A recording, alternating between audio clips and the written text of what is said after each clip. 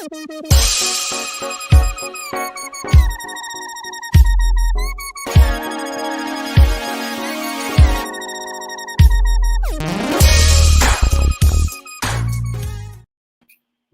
are back here on the On Deck Circle podcast. You guys are very lucky because I am on vacation. So therefore, I am putting on my vacation hat. I may look ridiculous, but I don't care. So first things first, I need my man Jason out here from the Windy City because I have a special guest from the Windy City. I did not tell you guys about this one. This is my sister, Kayla. Kayla, come on down. Oh, how's it going? Hi. I do not have my headphones on yet because we have a lot of people talking.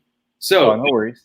Kayla has the first question of the week, and it's going to be for just you this week, Jason. Kayla, okay.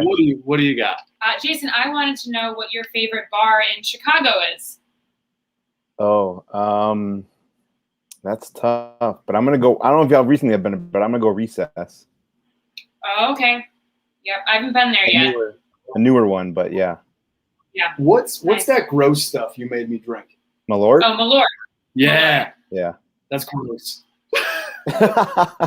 Yeah, right. Yeah, that sounds about right. Yeah. Have I asked you to go to Gaslight yet? I think you did. I think I go there. Okay. I'll put it on my list. I'm the GM. I'll hook you up. She can hook you up. Okay. Yeah. I'll definitely come in. I'm sorry. What was your name? I'll make sure to ask for you. Kayla. Kayla. Okay. Yeah. I'll remember that. Or I'll text Nick and ask you. Yeah. All right. Let's clap Kayla off. Thank you very much, Kayla. Thank you. All right. And now the moment everyone's been waiting for. Dave, come on in, please. Because this is... Ooh, I'm excited. And the most handsome person to ever grace the screen on this podcast. Oh, and his name is William Drobia, also known as my grandpa. All right. We've been waiting. We've been waiting for a whole week for this. How do you do, Dave? I do good, man. How are you? Good, thank you. All right, Papa, what do you got? Okay, my question. Now, the shark problem along the northeast coast, they claim they tag them and they count them, and they claim that the seals are the main source of their food here. But yet, in the South Pacific, they slaughter them, they cut their fins off there. There's so many of them there. What's the big attraction in the South Pacific that it's supposed to be here, that the seals are attracted? I have a very complicated and complex answer. Are you ready? Yes, sir. Let's go, Dave. I have no fucking clue. Does that make sense? Can you? It does. I do not know. I haven't spent more than 5 seconds of my life thinking about that question. Now the sea of Japan and along the coast of any Oriental country, they eat them. They do everything for the sharks. They have so many of them. We have the few white sharks come along here, and supposedly the main attraction is the seal. Do you guys know that sharks eat seals? I mean, I would assume sharks eat about anything. But seals, I think so too. Seals are like the big thing that like they say they're. So if there's a seal here on like the like Cape, and if it's too close, it means a shark's coming. So don't dress up for a seal for Halloween. Exactly. No. Yeah. All right, Papa, let's clap you off. Hey, all right. I appreciate you stopping by. Great guest, Nick. Absolutely. That's as good as it gets. This week. He doesn't get paid for it though.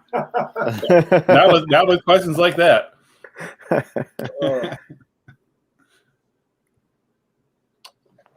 All right. Well, those were some very entertaining guests and questions. Very good guests. There are more people here, so maybe at the end of the show we can bring them in, but maybe not. Hey. Okay, fair enough. Then Jason, why don't you get us started with some news of the week? Yeah, let's just jump right into it. I know you're a big fan of this guy, and this is one of your topics. I figured we start off with this. But this past Sunday, Miguel Cabrera joined one of the most exclusive clubs in baseball when he hit his 500th career home run, which is another accolade to his already impressive list. But Mickey becomes just the 28th member of the 500 club. Cabrera is also 45 hits shy of the 3,000 hit club. He went on record in spring training earlier this year saying he was hoping to reach both milestones in 2021. However, with only 40-ish so games left, he may not be able to reach that 3,000 hit this season. No. But when he does reach the 3K hit mark, he will be one of 3 players with an average of 300, 500 home runs, 3,000 hits in his career. And Dave, as you're the resident Tigers fan, let me know what your thoughts are on Miggy getting to 500. Well, I mean, I wish he would have did it while I was there. Yeah. I went to the Cleveland series right when he had his first, chance to hit 500, and obviously he did not do so. He waited until he went to fucking Canada to do it, so that was kind of a dick move. But no, it's crazy. I mean, I was explaining to somebody who doesn't really know much about baseball, just how crazy of a feat it is to hit 500 home runs. Like, you have to be really, really good, but for a really, really long period of time. Like, a 30 home run season in baseball would be pretty good. I mean, it's not, like amazing, but 30 home runs is a solid year, right? Yeah. Yep. But you'd have to do that 17 times to get to 500. I mean, that's a very, very long career.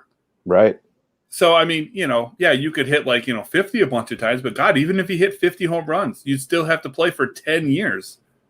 And it's just, those career milestones to me are the most impressive. Like, I feel like, hitting, I don't know, we'll just say hitting 700 home runs, I think, is more impressive than hitting 72 in one season.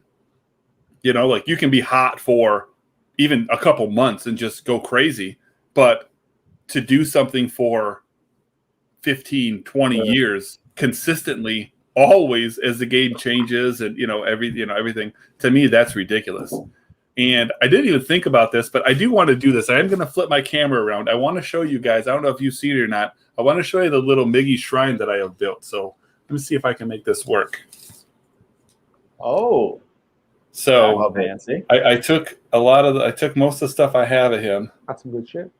And I put it all right there. Now I got this one next to it. So who's that? Oh, geez. Oh, yeah. Yeah, so I got that next to it. But yeah, so I've had those for a little while. In the background. Yeah. I mean, just to speak on that point, Dave, I mean, think of somebody like Roger Maris, right? I mean, everyone thinks of, being hot for just one. He was a good player, but Yeah, he bought them all. he had the record for the most home runs in a season, and he still was just that one season where he only hit the 61. He never I think he, only had over 30, I think 2 other times. So to hit it, like you said, that many home runs over a consistent period of time, it's just kind of speaking to the accolades of that of Miguel Cabrera. Yeah, and then there's people that have many more home runs than him because he's about at the end of his career. He's not going to hit a ton more. He's not getting to 600. He might not even get to 550. So He the fact definitely that won't get to 550. no, I don't think so either. He'll get the 3,000 hits. It won't be this year. It'll be, I don't know, April maybe next year, maybe early May, somewhere around that time frame. So, when the season began, I know the numbers didn't really line up, but I always thought it'd have been super crazy if he had hit, a home run 500 for his 300th hit. Yeah. Again, how far off they That would've were, been sick. it didn't seem likely, but it wasn't impossible. Right. But anywho, not at all dynasty related. Just 500 home runs is a massive milestone, and especially as a Tigers fan who tried to witness it in person, I felt like that it deserved to at least be spoken of For sure. just because it's such a crazy long term, kind of thing. So, so speaking of the volatility of this game, Jason, why don't we get on to the next topic here? Yeah, let's get into some I guess shocking news to some people in the past week. But the Philadelphia Phillies optioned Alec Bohm, the former 3rd overall pick, made his debut in the shortened 2020 season last year, and enjoyed a bit of a breakout as he finished 2nd in the NL Rookie of the Year voting. He also slashed .338, 400, 481 slugging with 15 extra base hits. Unfortunately, it's been a little bit of a different story here for Bohm in 2021. He's only hitting .245. Had an OPS of only 645, and we also saw his K rate increase almost 7% in 2021. Bohm has also been in the bottom half of the league in X-WOBA, X-OBP, X-slugging, barrel percentage, and whiff percentage. So I know, like you said, this is a little bit of more of the volatility. I know 2020 was a bit of a short sample or small sample size. It's I guess a little bit of a shock to some because of having the big breakout in 2020, and then kind of the down year in 2021. But what are your guys' thoughts on Bohm's future? Is this something that we can see him rebound? Is he a bounce back candidate for 2022? And as a dynasty owner of Bohm, would you have any bit of concern? I guess if you're in the running this season, will he be back in 2021? If you're in the running this season and you have Bohm, it's fine. Just because if you're already doing well, you weren't using him anyway, so you kind of have to hold on to him, especially because most deadlines are gone now. I've been evaluating players for less than 10 months now, and I am so wrong about Alec Bohm. I thought he was unbelievable. I thought he was going to be like the second coming of Christ out there, but apparently he's not. It's a real bomber, I guess you can say. Ooh, nice bomber. Yeah. I think he was like my second. There went our 5 viewers right there. Yep. I think he was my second or third Dynasty Player of the Week, and I gushed over him. I thought he was going to be like a top 10 guy at first base, and he's not. So that's a bummer or a bomber. Mm-hmm. I mean, I think everyone would probably have agreed that, what he did in 2020, being a small sample size, probably wasn't going to carry over. I mean, no one thought he was going to hit 338. His on base was 400. I mean, those were great numbers. I mean, the power wasn't like amazing. He was only on about a 20 home run pace. So, you weren't getting that from him even, when he was hot. But that average wasn't going to stick around. Now, what we're seeing from him this year is kind of like the opposite of that. We are seeing now him well underperforming. He's only got 7 home runs, 47 RBIs, and he, stole you a couple bags. Batting 245, so that's not the end of the world. For 2021, that average isn't terrible.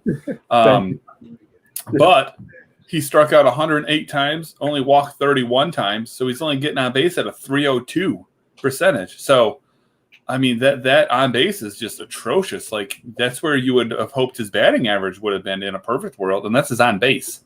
His slugging percentage is only 342. So an OPS comes in at 644. That's not going to work. He's only 25, I believe. I think he's 25. So he's got a ways to go. He's on a good team with a good offense. So, I would love to chalk it up to, some sort of an injury or something that we just don't know about, but that seems awfully unlikely. I think that, Bohm to me would be a great buy low right now if you don't have him. I do have him in a Dynasty League where I 100% was expecting him to be my, third baseman of the future. And obviously right now he's not even at the major league level, but, it would be hard for me to trade him because I'm not going to get anything for him right now. Yeah. And I don't mind holding on to him because I still think that he has pretty good potential. I mean, he's not going to be an MVP type candidate or anything crazy like that. But I mean, in my dynasty rankings, now granted, this was before the demotion. I was a little bit lower on him than most on the Fantasy Pro site that I, do my rankings on. The consensus rankings, of myself and, a 30 Rock member and a couple other guys have him at 77th overall for rankings. I've got him at 108th. So, 31 spots lower than him, but nothing too crazy. I've got him sandwiched between Cabrera Hayes and Austin Riley. Again, before the demotion. So when I go to do my update here, at the beginning of September, that demotion is going to hurt him. He's not going to fall like hundreds of spots. Yeah. But he's probably going outside of 150, maybe in the 160, 175 range. So we'll see. I'm not worried about him necessarily long term, but I think his ceiling definitely takes a huge hit. I agree. And like Nick said, I too thought he was maybe not the second coming of Christ, but I wrote at the beginning of the That season. hair, it's beautiful. I had him as a You and buy hair. candidate. every week it's something to do with hair, you weirdo. Yeah, I know. He's over here, talking about all his hair and all this, and we're just over here. Oh, yeah. What a dick. Bring Poppy back. I'm sick of this clown. Yeah, you want something back and not me. Let him come sit down here. I'd rather listen to him talk about sharks than Bohm's fucking hair. All right, let's get into the next one here. The fantasy gods take it away, and they also give it too, because the Miami Marlins announced yesterday that they're promoting their top pitching prospect, Edward Cabrera. He'll make his MLB debut tomorrow night when he faces off against the Nationals and their top pitching prospect, Josiah Gray. Cabrera is in the midst of a huge season so far in 2021. Across 3 levels, he has a 2.93 ERA, a 1.14 WHIP, 92 strikeouts, only 25 walks. Cabrera features a high-end velocity on his fastball that can reach triple digits. Obviously, he has huge K upside. He most recently had a 3-game stretch where he combined for 35 strikeouts in only 16 innings. A lot of times people think of Miami Marlins top pitching prospect and they think, Sixto Sanchez. But I think, Edward Cabrera is kind of putting himself up there, amongst the rest of the Miami Marlins rotations, proving that they could be somewhat of a force here to reckon with in that NL East here with that pitching staff coming up, So, what are you guys' thoughts on Cabrera, and what are your expectations of him for 2021 and beyond? I'm going to go now, Dave, okay? Uh-huh. Dave's going to say he's a pitching prospect, so I don't care. You're actually wrong. No way. Yes. Okay. Well, that's not what I was going to lead with at all. I am very surprised, so I apologize. But did you guys see the video of him being told he was being called up? I did not, but I would love to see that. Oh, it's a really good one. So I'll send it to our group chat later. Retweet it and tag us. Yeah. Oh, yeah, I can do that too. And then I'll add everybody. Perfect. Yeah. But he was judged in the Stanton trade, right? I do not know. I'm pretty sure he was with. Sorry, I shouldn't have said it. May not have been. Now I got to look. Yep. This is great podcasting. I'll just keep rambling while you look, Jason. Okay. But he's someone that I've always really liked. I thought there was a point, I think I tweeted it. I don't know if I did, but it was Edward Cabrera is better than Sixto Sanchez. So if he's good, I'm going to go back and find that tweet and retweet it. Every day. Whenever I'm right. And then if there's a day Sixto's good, I will not retweet it. But the next day, when Edward Cabrera strikes out like 12 guys, I will retweet it then. Yeah, that makes a lot of sense. Yeah. So I honestly thought that I was going to have a hot take on this, and I was going to say that don't be shocked if Edward Cabrera turns out to be a better pitcher than Sixto Sanchez. That was going to be where I was going to open, but Jason has said it. Nick has said it. So now I'm kind of beating the dead horse here. And I'm not saying that he's going to be a better, pitcher than Sixto. But he's definitely far less heralded. Yeah. And, isn't really significantly worse. We just haven't seen as much of him, and he just hasn't been hyped as much. Like Jason was saying, he can hit triple digits, but, that's great. But it's more, where do you sit with your fastball? If you can throw 100, that's awesome. But, where do you sit? And, he's sitting about, 95, 96 with that fastball. That's obviously good. What, you sound like me now. Right. But, that's good. But if you throw it straight, it's irrelevant. Yeah. You could throw 105 and you could throw it straight and you're going to get murdered. But he throws it, 95, 97 with a lot of life. He's 6'5", so that ball's coming at a downward angle, which makes it a little bit more difficult to hit. I think definitely makes it a little harder to barrel it up. He's got a slider that he's been working in that sits at a nice differential of about 10 miles an hour. Throws that thing around 85. That's got a lot of movement on it as well. And he didn't always strike out a lot of guys. first few years, in the minors wasn't anything too crazy. It wasn't until 2019 that he started striking out more than a guy an inning. But right now, this year, he's at 61 in the third innings and 92 strikeouts. So that's kind of hard to argue. And he's walked 25 guys. So that's almost a 4-to-1 K to walk ratio. Not amazing, but I will take it. So Edward Cabrera is a guy that I've been looking forward to seeing him get a chance. And he's played all the way from A ball all the way up to AAA this year. And so it'll be fun and exciting to see him come up. I wouldn't have super crazy high expectations for him, especially right off the bat. But as Joe says, no matter what happens, just remember that Nick has got a dope hat. It's on Amazon. No free ads. And I'm going fishing tomorrow. Yeah, and you better wear that hat. Yeah. So thanks, Joseph. He was not in the trade. I was thinking of Guzman. He's not. Yeah. So you know what? So funny story. We're talking about pre-show a little bit about what we wanted to do with how often we were going to continue the podcast here once the season ended. And I was telling the guys about I've got a NFL DFS podcast that me and my friend Pat Makowski, we do every Friday night.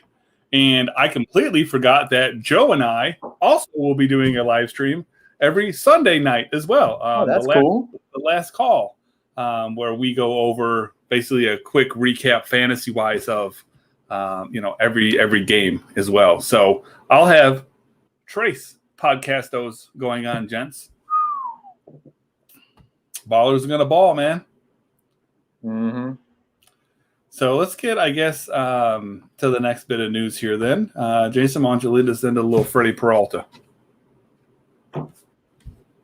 Or Jason's frozen because his internet sucks as usual. All right. I can take this if you like. Are you back, Jason? I suppose.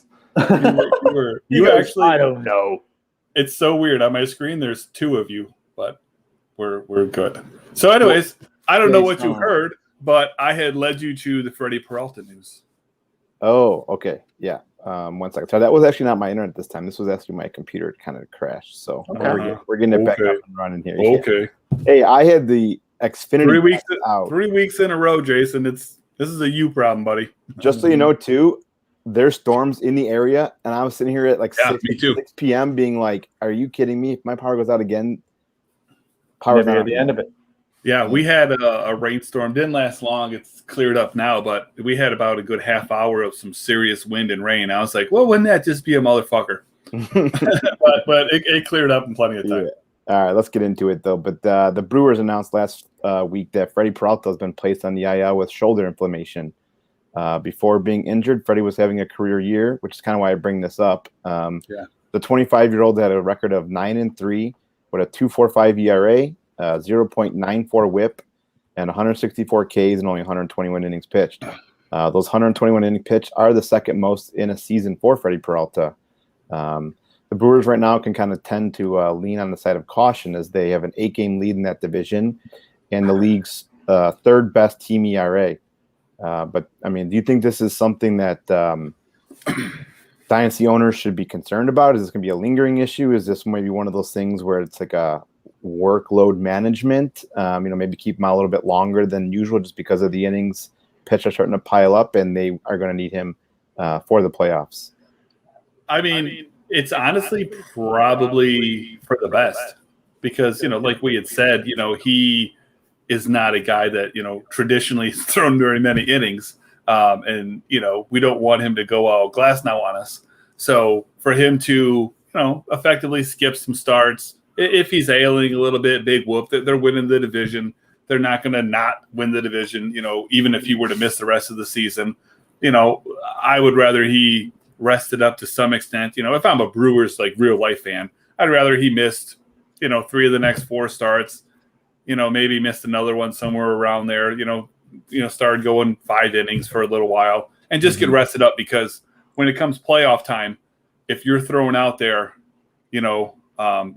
Woodruff, Burns, Peralta, that's going to make them tough to beat in a playoff series.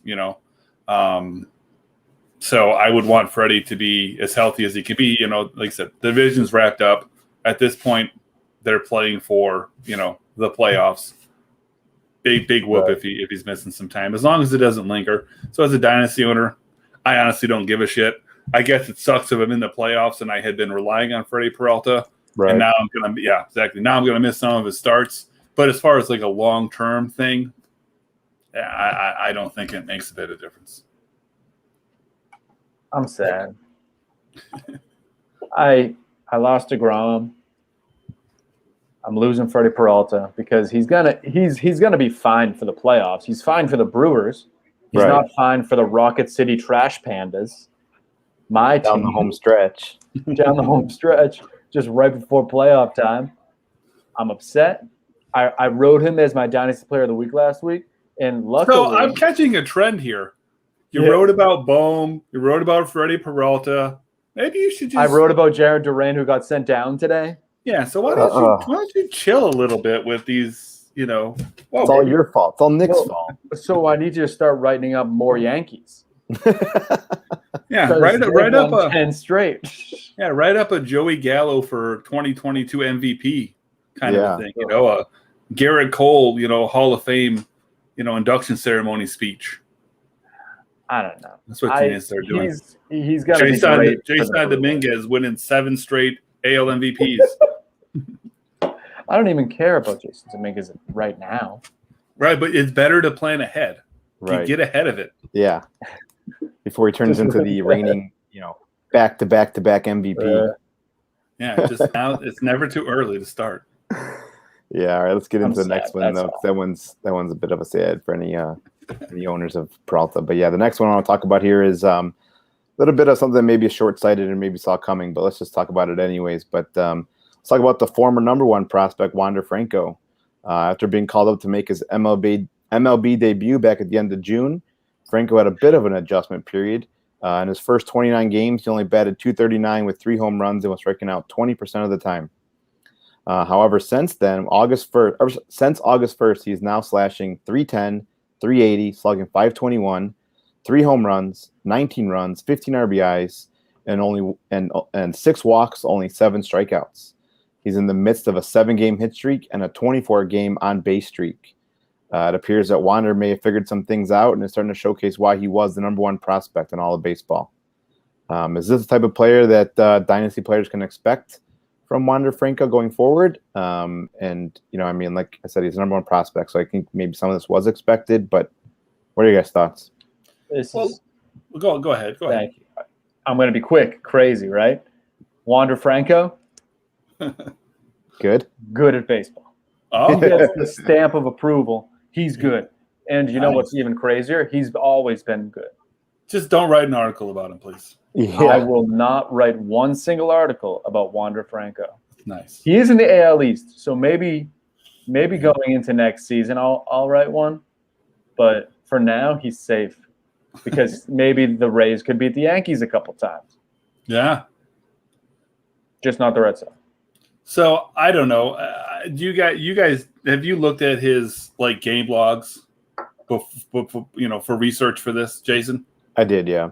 Okay, well then let me ask Nick this question. Nick, when's the last time that Wander Franco stole a base? Do you think he's been up since he's been up since June 22nd, so he's been up for 2 months. When's the last time you think Wander Franco stole a bag? June 30th. Well, you're an asshole. Was that right on the nose? It's exactly right. His last he didn't steal a base in July, and he hasn't stolen a base in August. And I find that to be kind of weird because when you think of Wander, part of the reason why he was an number 1 prospect, and let's see, how high is he in my rankings? And he is the number 18th player in my rankings, is because he hits for a solid average. He's going to get on base. He's going to score a lot of runs. He's going to hit a lot of home runs. He's going to get a lot of RBIs. And he's going to steal you some bags. And he's not stealing bags. He's had 2 stolen bases all year.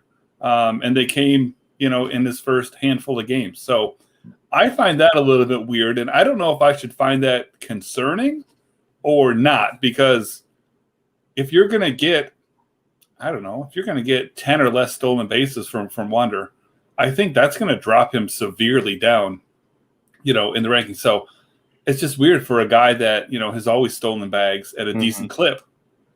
He just isn't. And he's got 1-2 caught stealings in that period of time. So I just find that really weird. And, everyone who's listening to this know who Wander Franco is. So there's not a whole lot of a point in going, too much on him. But I just found it weird there with the stolen bag. So if I was a Dynasty owner, that would concern me greatly.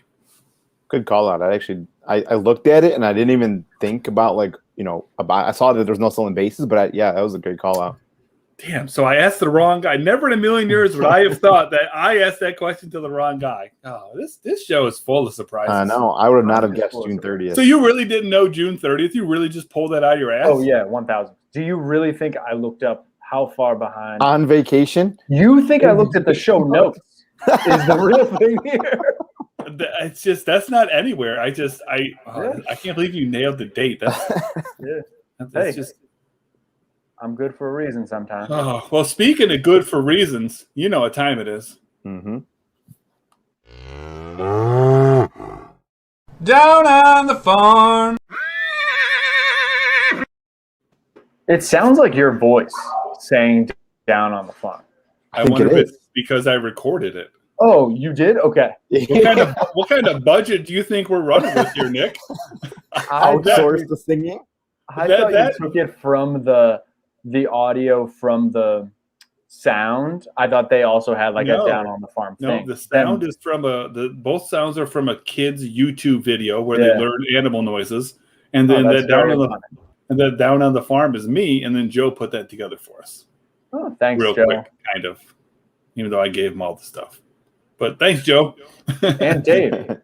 Yeah. So this week we're going to talk about a guy that I've seen live quite a bit this year, and probably the thing that I learned that's most important about him is that can you change the ticker? Yeah, I'm going to, because I want you to see the name, because his name is not Andy Pages, and I bet you 99.9% of people would say that that's Andy Pages.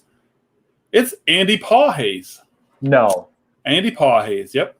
So outfield prospect for the Dodgers, signed, I guess, way back in October of 2017. So not even like a J2 signing.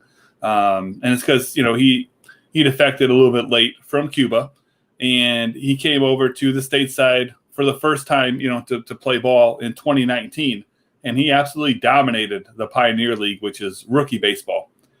Basically led the league in, every power stat category, home runs, RBIs, total bases, all that kind of fun stuff. So 2020 obviously, was a lost year for him, developmentally, like, so many other prospects.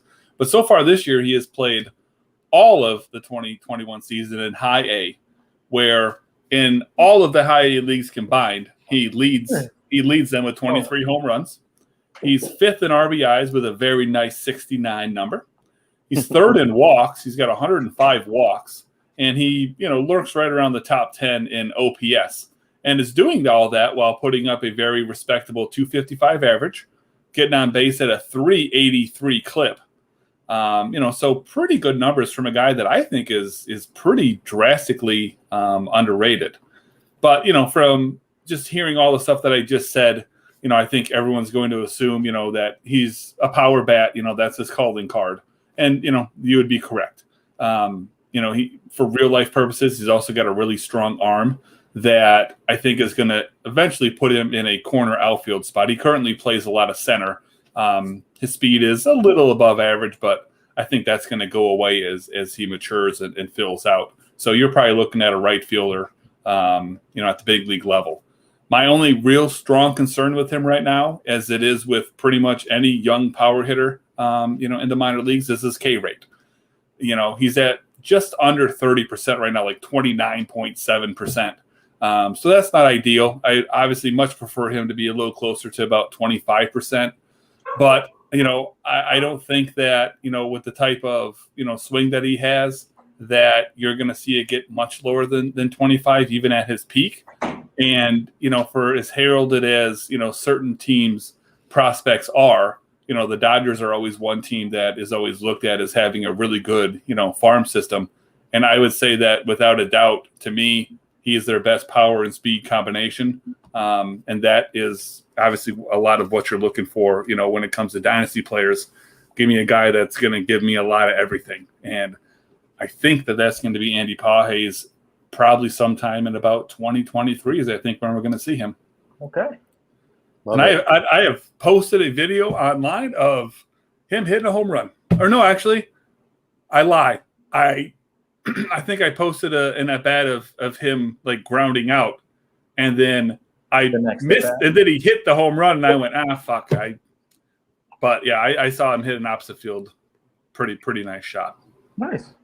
And he comes in 586 in my rankings. So I don't think that that's bad for him. Let me even see if he's in the consensus. I think you have him in 30 Rock, do you?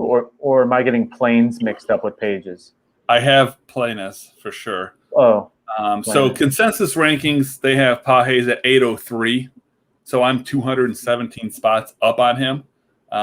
Let's see. To give you a little bit of context, if we're looking at just prospects, I have him around Jackson Cower, Isaiah Green, Hudson Head, Cameron Misner, Seth Corey, Ethan Hankins. So just to give you an idea of where I personally have him ranked. Yeah, love it. So I think that's a very under the radar guy that, I don't know how much longer you're going to be able to get him probably on the cheap, so to speak, I can't believe his name isn't Pages. No, I couldn't either. I actually, obviously I know the play-by-play guy and, the guy that runs, the sales stuff there. And so when I was sitting in the stands, I swear that the announcer didn't say Pages, and I couldn't understand what he said. And I was like, what the hell? So I had texted him real quick. I'm like, how do you say his last name? And he always, because I ask him that all the time because there's so many guys that, we're just not super familiar with that. Yeah. We aren't familiar with how to pronounce their names. And I would like if somebody had got my name correct. So I try to do the same respect, and I try to do the best I can. I know that, especially with guys like this who this may be the first time someone's actually heard his name instead of reading it somewhere. So I had asked him, how did he say his name? And he's like, he spelled out, Pages. And I was like, really? It's not Pages? He's like, nope. I'll be damned. Wow. So learn something new every day. Yeah. So I was just blown away, and I'm like, I'm never going to remember that. And for some reason, I just well, now it's so crazy that you have to remember it. Yeah. So I hope that he becomes a more household name, and and it'll be fun. He seems like a really good kid. Pretty big dude, compared to some of the guys he's around. He's not crazy big or anything like that, but he definitely looks like a ball player. He looks like a guy that is going to hit you some home runs. He's 6'1", 212. At age 20, he's going to put out a little more. 212 at that height is he's not a big kid, but he's built. And so I think that power game is going to play. Yeah, I agree. Love it. So now let's see. Now next will be Nick. You get a down on the farm next week, don't you? I wonder who it's going to be. I bet you it's a Yankees prospect whose name rhymes with whose first name rhymes with Mason. Yeah. All right, guys. Well, anything you want to add before we call this one a wrap? Just I'm going fishing tomorrow. Yeah. Thanks to Nick for joining us on his vacation. Yeah, no shit, right? Bringing his family with. Yeah. Look at me. All right. Classing this joint right up. There was Shark Talk. Yeah. We talked about sharks. We talked about seals. It was so funny. All day he was thinking of a question, and then he was just like, "Can I ask a question about sharks?" I was like, "Yeah, man. Do you?" Ask a question about anything you want, man. Yeah.